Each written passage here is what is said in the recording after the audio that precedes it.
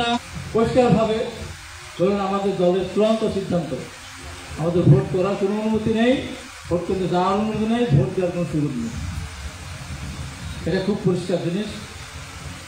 আমি পাবনা জেলা বিএনপির আহ্বায়ক, সব থানার দিকেই নজর থাকবে আমার, সব জায়গায় একই মেসেজ, কিন্তু ঈশ্বরটি আগ্রহের ব্যাপারে আমার মেসেজটা আর একটু ভিন্ন।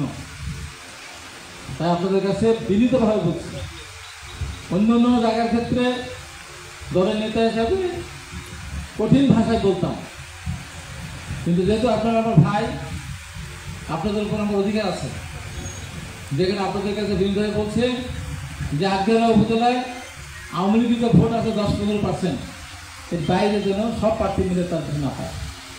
যদি কোনো ইউনিয়নে বেশি পায় তখন আমি ধরে নেব সেখানে আমার লোকজন নিশ্চয়ই ভোট কেন্দ্রে গিয়েছে বা ভোট দিয়েছে। আল্লাহর ওয়াস্তে এই কাজটা আপনারা করবেন না। দিন সামনে এখানে দাঁড়িয়ে এই এমনিতে দাঁড়িয়ে আল্লাহর প্রতি বিশ্বাসকে বলতে চাই, এই সরকার 5 বছর থাকবে না। ইনশাআল্লাহ একটা নির্বাচন হবে, সেই নির্বাচনের মধ্যে দিয়ে বিএনপি রাষ্ট্রের ক্ষমতা যাবে, তারেক রহমান আসবেন, ফিরে সরকার গঠন করবেন, আবার আমরা একটা উপজেলা নির্বাচন করব, আবার আমরা একটা উপজেলা নির্বাচন, সেই নির্বাচনে আপনারা ভোট প্রাণ করে ভোট করবেন, কেউ প্রার্থী হবে কেউ ভোট দেবেন। এই নির্বাচনে আপনারা যাবেন না, আবারও আপনাদের কাছে অনুরোধ করছি, আর নির্বাচনে ভোট দিতে যাবেন না, বলেন যাবেন না, যাবেন না, যাবেন না। ধন্যবাদ। আসসালামু আলাইকুম।